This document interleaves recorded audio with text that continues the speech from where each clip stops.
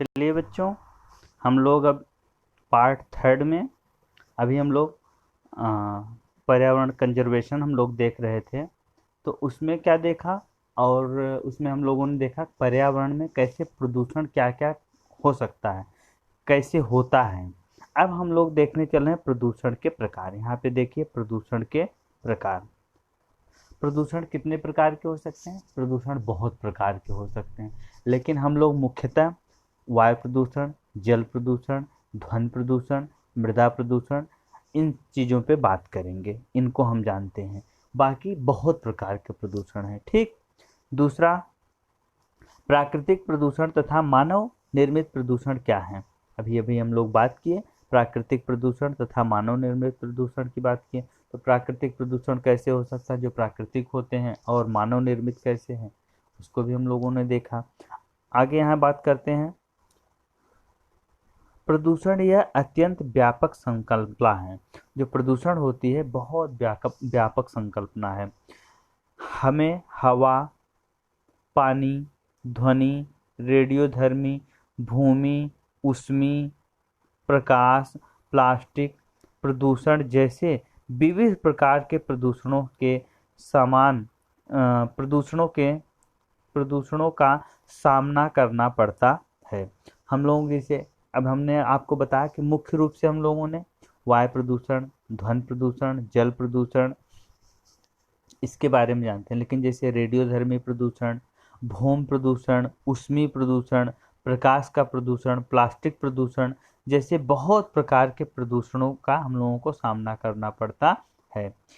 इन सभी का विपरीत परिणाम यह सभी सजीवों तथा उनके अस्तित्व पर होता है। ये जो प्रदूषण है, इन सभी का हम लोगों के ऊपर क्या होता है? विपरीत परिणाम। विपरीत का मतलब बुरा प्रभाव किसके ऊपर पड़ता है? हम लोगों के अस्तित्व, सजीवों के अस्तित्व पर पड़ता है। अस्तित्व का मतलब हम लोगों के यहाँ जो हम लोग पाए जाने की जो संभावना है, उस पर क्या होता है? इसका प्रभाव पड़ता है।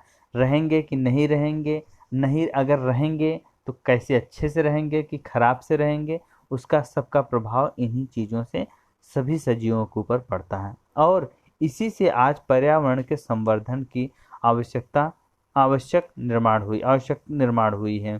तो जो ये पर्यावरण के संवर्धन पर पर्यावरण को बचाने की जो आवश्यकता हुई है, इसी के कारण ये जो पर्यावरण के प्रदूषण, पर्यावरण का प्रदूषण हो गया, सॉरी, वायु का प्रदूषण हो गया, ध्वनि का प्रदूषण हो गया, इन सब प्रदूषणों के कारण हमको आज पर्यावरण को बचाने की आवश्यकता नहीं। पर्यावरण तो हमको बचाया था, हम पर्यावरण में हैं। बिना पर्यावरण के हमारा जीवन संभव नहीं है। लेकिन अब हम समस्या ऐसी आ गई है, ऐसी विकट परिस्थिति आ गई है, उसमें हमको पर्यावरण को बचाना पड़ रहा है। एक चित्र यहाँ पे आप लोग देख रहे हैं, इस चित्र को आप लोग देख पा रहे हैं अच्छे से। दिल्ली में घना कोहरा तथा प्रदूषण एक ज्वलंत समस्या। अक्सर हम लोग सुनते हैं दिल्ली में क्या होता है? घना कोहरा छा जाता है। और ऐसे ही गर्मी का मौसम, जैसे गर्मी के समय में या वो ठंडी का जब मौसम आता है, उस पहले वहाँ पर बहुत कोहरा छा जाता है, और वहाँ पे बहुत ज़्यादा प्रदूषण है, वहाँ पे टेम्परेचर बहुत ज़्यादा, तापमान बहुत ज़्यादा। तो एक बहुत बड़ा समस्या है। अच्छा, उस समस्या का सबसे बड़ा कई कारण है। दिल्ली में घनी आबादी का होना। दूसरी चीज़, दिल्ली हमारी राजधानी है, तो उस राजधानी में वहाँ पे सबसे ज़्यादा एसी का इस्तेमाल होना, फ्रिज का इस्तेमाल होना, गाड़ी मोटर का बहुत ज़्यादा मात्रा में इस्तेमाल होना।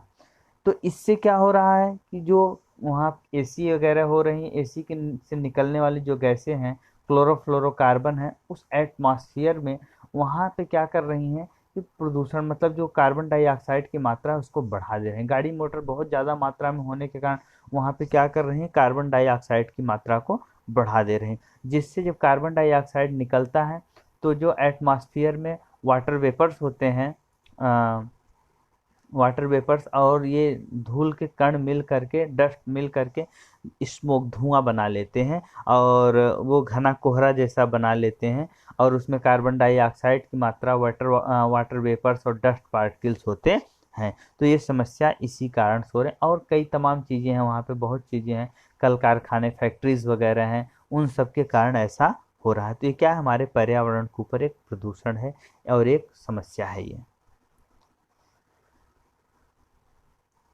यहाँ दिया है, तालिका पूर्ण कीजिए। एक तालिका दी हुई है, इसको आपको पहले से आप पढ़े हैं लेकिन पूर्ण करना है। देखते हैं, वायु प्रदूषण, जल प्रदूषण तथा मृदा प्रदूषण, इनका हमने पिछली कक्षाओं में विस्तार पूर्वक अध्ययन किया है। उसके आधार पर नीचे दी गई तालिका को पूर्ण कीजिए। तो ये नीचे कॉलम दिया गया है, इसको पूरा करना है हम लोग कंप्लीट। आइए देख लेते हैं, हालांकि आप सब जानते हैं, देख लेते हैं फिर भी। घटक हवा दिया है, वायु प्रदूषण, जल प्रदूषण, वायु प्रदूषण, जल प्रदूषण और भू प्रदूषण। और ये जो हम लोगों का इसमें घटक कंपोनेंट्स दिया हुआ है, वायु प्रदूषण। वायु प्रदूषण किस कारण से होता है, तो दिया है carbon dioxide, CO, carbon monoxide इसी को बोलते हैं, CO को, हाइड्रोकार्बन, सल्फर तथा नाइट्रोजन के ऑक्साइड, हाइड्रोजन सल्फाइड आदि। और अगर ठोस रूपी, वायु रूपी घटक थे, अब इसमें ठोस रूपी घटक, धूलकण, धुआं, राख, कार्बन, सीसा, अस्बेस्टास आदि। ये सब क्या है, इनके कारण क्या होता है, जैसे कार्बन डाइऑक्साइड बढ़ रही, कार्बन ऑक्साइड बन रहा, हाइड्रोकार्बन्स, ये वायु मतलब ये गैसेस हैं, अगर इनकी मात्रा कहाँ पे, एटमॉस्फेयर में बढ़ रही है, तो ये क्या कर रहे हैं, वायु प्रदूषण क्रिएट कर रहे हैं। धूल के कण, धुआं, राख, कार्बन, ये सब अगर इनकी मात्रा एटमॉस्फेयर में बढ़ रही है, एयर में बढ़ रही है, हवा में बढ़ रही है, तो ये क्या करेंगे, वायु प्रदूषण करेंगे। जल प्रदूषण, जल प्रदूषण में हम लोग देखेंगे, जल प्रदूषण में क्या हो रहा है, जल प्रदूषण में भैया जैसे हम लोग क्या कर रहे हैं, जो सैनिक हैं, सेनाएं हैं हमारी, वो क्या करती हैं कि उसका इस्तेमाल करती हैं, वेपन्स का इस्तेमाल करती हैं। या हम लोग नाभिक मतलब परमाणु वगैरह का परीक्षण करते हैं, कहाँ पे, समुद्र में, तो उससे जो टूटता है, नाभिक टूटता है, तो वो पानी में समुद्री जल में मिल जाता है। वो जो समुद्री जल में मिल जाएगा तो उसमें रहने वाले जीव जंतु, एल्गी जो हैं, उनको डिस्ट्रॉय करेगा। साथ ही साथ हम लोग कीटनाशक का इस्तेमाल करते हैं। हम लोग क्या करते हैं, कल कारखाने के जो गंदा पानी है उसको नदियों में छोड़ देते हैं। साथ ही साथ हम लोगों का जब जनसंख्या ज़्यादा बढ़ रही है, साफ सफाई की मात्रा नहीं हो पा रही है, तो सारे पानी को हम लोग सारी गंदगी को इसी पानी के माध्यम से समुद्र में या हम लोग नदी में, तालाब में बहा देते हैं, जो कि किसके लिए, जल प्रदूषण के लिए जिम्मेदार होता है।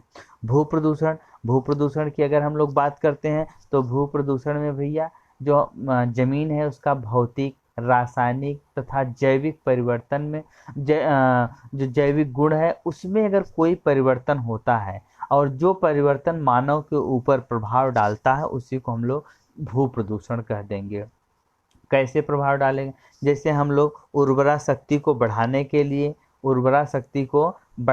उपज को बढ़ाने के लिए डाई, यूरिया, पोटास, तमाम प्रकार के रासायनिक खादों का इस्तेमाल करते हैं, और ये खादें क्या करती हैं, भू प्रदूषण को बढ़ावा देती हैं। ठीक, तो ये हम लोगों का क्या हो गया, वायु प्रदूषण हो गया, जल प्रदूषण हो गया और भू प्रदूषण हो गया। आगे देखते हैं स्रोत। तो स्रोत में जो वायु प्रदूषण के जो स्रोत हैं, ये सब चीज़ें कहाँ से रही हैं, इसका स्रोत है भैया कल कारखाना, फैक्ट्रीज। जो फैक्ट्री क्या कर रही हैं, धुआं निकाल रही हैं। मोटर गाड़ी जो है, व्हीकल्स हैं, उनकी मात्रा में जो वृद्धि हो रही है, वो सब क्या कर रही हैं, हम लोगों को प्रभाव डाल रही हैं। ठीक, जंगलों की हम लोग जो कटाई कर रहे हैं, ये भी किस पे, हम लोगों का जो ऑक्सीजन की मात्रा है उसको भी क्या कर रहे हैं, कम कर रही हैं। ठीक, जल प्रदूषण में देखेंगे, औद्योगिक प्रदूषक, घरों का गंदा जल, कारखानों से निकलने वाला विभिन्न प्रकार का रसायन, खेती के उपयोग में आने वाली कीटनाशक आदि, ये सब क्या कर रही हैं भैया, हमारे जल प्रदूषण को बढ़ावा दे, जल प्रदूषण के स्रोत हैं। मृदा प्रदूषण के स्रोत, मृदा प्रदूषण का जो स्रोत है, मृदा को सबसे ज़्यादा हम लोग क्या कर रहे हैं, जो रासायनिक केमिकल का इस्तेमाल कर रहे हैं। साथ ही साथ हम लोग पानी का जो बहाव है उसको नहीं रोक पा रहे हैं, उससे भी मृदा का क्या हो रहा है, प्रदूषण हो रहा है। अब इसका जो परिणाम होगा, उसका परिणाम हम लोग देख लेते हैं। जब वायु प्रदूषण होगा तो क्या होगा, वायु प्रदूषण होने से एटमॉस्फेयर में ऑक्सीजन की मात्रा घट जाएगी, कार्बन डाइऑक्साइड की मात्रा बढ़ जाएगी, जिससे कि हम लोगों का जीवन संभव नहीं होगा। साथ ही साथ इसका और क्या प्रभाव पड़ेगा, इसका हमारे रहन सहन पे, हमारे तापमान पे, हमारे वर्षा पे तथा अन्य जगहों पर भी इसका प्रभाव देखने को मिलेगा। हम लोग जल प्रदूषण की बात करें तो जल प्रदूषण का परिणाम ये होगा कि जो तमाम प्रकार के हम लोग कीटनाशक का इस्तेमाल कर रहे हैं, नाभिक जो परमाणु परीक्षण वगैरह हो रहे हैं, उसके जो नाभिक सो रहे हैं वो टूट रहे हैं, वो पानी में जब जा रहे हैं तो उसमें जो पाई जाने वाली मछलियां हैं उसको खाएंगे, उनका भी वो भी नष्ट हो जाएंगे। साथ ही साथ उन मछलियों को खाने वालों के ऊपर भी उसका प्रभाव पड़ेगा। और क्या प्रभाव पड़ेगा, जो गंदा जल है उस जल की वजह से, गंदे जल या गंदे पानी की वजह से, उसको पीने की वजह से हम लोग तमाम बीमारियां जैसे हैजा हो गया, पेचिश हो गया, टीबी हो गया, टाइफाइड हो गया, और ये जॉइंडिस हो गया, जिसको हम लोग जॉइंडिस को हम लोग वो क्या बोलते हैं, जॉइंडिस को हम लोग पीलिया, ऐसे तमाम रोग हम लोगों को इसके कारण गंदे पानी की वजह से हो सकते हैं। फीताकृमि वगैरह भी इसी गंदे पानी की वजह से हम लोगों को हो सकते हैं। और अब हम लोग देख सकते हैं पृथ्वी मृदा प्रदूषण के परिणाम में क्या होगा, पृथ्वी के तापमान में वृद्धि होने से जमीन का तापमान, हाँ, वनस्पति की फसलों की वृद्धि का मंद होना, रुकना, पोषक पदार्थों में कमी होना तथा इनकी गुणवत्ता में कमी आना आदि। तो ये क्या होता है, जो पृथ्वी का जो तापमान, जब हम लोग मृदा प्रदूषण बढ़ाएंगे तो पृथ्वी का तापमान, टेम्परेचर बढ़ जाएगा। वनस्पति जब टेम्परेचर बढ़ेगा तो जो उस पर पाए जाने वाले वनस्पतियां हैं उनके ऊपर प्रभाव पड़ जाएगा। जब उनके ऊपर प्रभाव पड़ जाएगा तो जो पोषक पदार्थ हम लोग मिल रहे हैं और अदर जो प्लांट्स के ऊपर डिपेंड्स हैं उनके ऊपर प्रभाव पड़ जाएगा। एक दूसरे के ऊपर प्रभाव पड़ता चला जाएगा। अब इनके उपाय या योजना, तो इनके जो उपाय हैं भैया, हम लोग क्या करें, कार्बन डाइऑक्साइड की मात्रा को कम करें, पर्यावरण प्रदूषण रुक जाएगा। जल में हम लोग कीटनाशकों का इस्तेमाल कम कर दें, जल का वो रुक जाएगा। हम लोग कल कारखानों के जो गंदा पानी है उसको पानी में बहाना बंद कर दें, इसका प्रभाव ये रुक जाएगा। मृदा प्रदूषण के लिए हम लोग क्या करें कि जो मृदा पे तमाम प्रकार के हम लोग खादों का, रसायनों का इस्तेमाल कर रहे हैं, साथ ही साथ हम लोग जो जंगल का कटाई कर रहे हैं, जो पहाड़ पर्वत को तोड़ रहे हैं, उन सबको तोड़ना फोड़ना रोक दिया जाए तो ये सारे चीज़ रुक जाएंगे। तो ये हम लोगों का क्या हो गया भैया, हम लोग यहाँ देख लिए कि जो पर्यावरण प्रदूषण को, हम लोग प्रदूषण को देख लिए कितने प्रकार का। तो हम लोग पर्यावरण प्रदूषण को देखा, हम लोगों ने जल प्रदूषण को देखा, हम लोगों ने भू प्रदूषण को देखा, इसके घटक देखे, इसके स्रोत देखे, परिणाम देखे, उपाय के बारे में मैंने बताया। आपको इसको कंप्लीट कर लेना है। एक यहाँ पे छोटा सा कॉलम दिया है, बहुत अच्छा है, इसको भी देख लेते हैं। क्या आप जानते हैं रेडियोधर्मी प्रदूषण क्या है? अभी हमने देखा कि रेडियोधर्मी प्रदूषण, हमने देखा ध्वनि प्रदूषण देखा। ध्वनि प्रदूषण में जो हम लोग ये बहुत ज़्यादा साउंड्स का इस्तेमाल करते हैं, बहुत ज़्यादा, वो हमारे लिए हानिकारक होता है। ऐसे ही एक प्रदूषण यहाँ पे है जिसको हम लोग रेडियोधर्मी प्रदूषण कहते हैं। रेडियोधर्मी प्रदूषण यह प्राकृतिक तथा मानव निर्मित दोनों प्रकार का हो सकता है। रेडियोधर्मी प्रदूषण जो है दोनों प्रकार का, प्राकृतिक भी हो सकता है और मानव निर्मित भी हो सकता है। ठीक, कैसे होगा देखते हैं। रेडियोधर्मी विकिरण के कारण बाहर निकलने वाली अल्ट्रावायलेट किरणें, इंफ्रारेड किरणें, ये प्राकृतिक रेडियोधर्मी प्रदूषक हैं। अच्छा, जो रेडियोधर्मी विकिरणों के कारण, जैसे रेडियोधर्मी विकिरण क्या है, जैसे हम लोग क्या करते हैं, अरे जो सनलाइट्स आती है, सनलाइट्स में अल्ट्रावायलेट रेज होती है ना, ऐसे ही तमाम प्रकार के जो होते हैं उससे क्या होते हैं, अल्ट्रावायलेट रेज निकलती हैं। ये जो अल्ट्रावायलेट किरणें होती हैं या इंफ्रारेड किरणें होती हैं, ये प्राकृतिक प्रदूषक होती हैं। अगर वो अल्ट्रावायलेट रेज जो सनलाइट से आती है, अगर हम लोगों की स्किन पे डायरेक्ट लग जाए तो हम लोगों को कैंसर होने के चांसेस ज़्यादा रहते हैं। इसीलिए जो ओजोन लेयर होती है इन अल्ट्रावायलेट रेज को एब्जॉर्ब करने का काम करती है। तो भैया ये क्या हो गए, जो विकिरणों के प्राकृतिक रेडियोधर्मी विकिरणों, जो प्राकृतिक कारण से मैं बता रहा हूँ, प्राकृतिक कारणों से रेडियोधर्मी विकिरणों के कारण होने वाले अल्ट्रा वायलेट किरणें, इंफ्रारेड किरणें ये प्राकृतिक रेडियोधर्मी प्रदूषक हैं। तथा एक्सरे, अणुभट्टियों में से निकलने वाली विकिरणों में ये मानव निर्मित रेडियोधर्मी प्रदूषक हैं। अब देखिए एक्सरे की मशीन तो नेचर के पास है नहीं। ये जो अणुभट्टियाँ होती, परमाणु भट्टी जिसको हम लोग बोलते हैं, वो नेचर तो लगाता नहीं है, तो उसको हम लोग लगाते हैं। तो हम लोग भी जब इस लगाते हैं, जब एक्सरे जो है उससे जो निकलता, उससे क्या निकलती है, उससे भी अल्ट्रा वायलेट रेज निकलती, इंफ्रा रेड्स निकलती हैं, जो मानव निर्मित रेडियोधर्मी प्रदूषक हैं। विश्व में अब तक चेरनोबिल, विट्स्केल और 3 माइल्स आइलैंड इस प्रकार की सबसे बड़ी दुर्घटनाएं घटित हुई हैं। इन घटनाओं के कारण हजारों व्यक्ति दीर्घ समय तक प्रभावित हुए हैं। रेडियोधर्मी प्रदूषक के परिणाम निम्न प्रकार से हैं। अच्छा, चेरनोबिल ये सब क्या है? ये सब ऐसी घटनाएं हैं जैसे इससे ऐसी मतलब इनका ये विकिरण जो हुआ है, रेडियोधर्मी किरणें जैसे अल्ट्रा वायलेट रेज, ये सब क्या हुआ, जब बना रहे थे, कुछ चीज़ें बन रही थी, वहाँ से ये रेज का बहुत ज़्यादा मात्रा में रेज निकली, और ये रेज निकल के वहाँ पर क्या बहुत समय, और इन रेजों का प्रभाव जो होता है कई पीढ़ियों तक होता है। तो अलग अलग किसी पीढ़ी में, जैसे परमाणु बम है, जापान के ऊपर नागासाकी हिरोशिमा पे अमेरिका ने गिराया था, तो वहाँ पे कई पीढ़ियों तक जो बच्चे हुए वहाँ पे, वो लंगड़े हुए, बहरे हुए, अंधे हुए, तमाम बहुत दिन तक उसका प्रभाव रहा। क्यों? क्योंकि इस परमाणु बम में क्या है, परमाणु बम में है ही क्या है, परमाणु बम में यही किरणें ही तो है, अल्ट्रावायलेट रेज ही तो है, रेज हैं, अल्ट्रावायलेट रेज हैं, और उसमें इंफ्रारेड है। ये सब किरणें जो होती हैं वो बहुत दिनों तक प्रभाव डालती रहती हैं।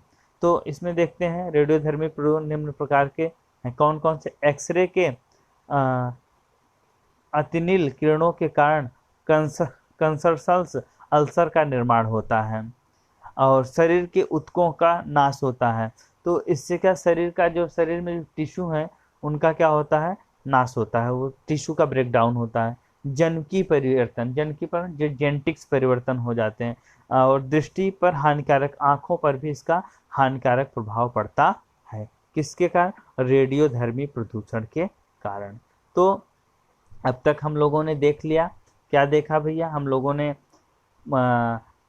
पर्यावरण संवर्धन की बात की है, पर्यावरण में प्रदूषण कैसे होता है, कितने प्रकार का प्रदूषण होता है। हम लोगों ने जल प्रदूषण, वायु प्रदूषण, मृदा प्रदूषण और रेडियोधर्मी प्रदूषण की बात की। यहाँ तक अब हम लोग देख लिए।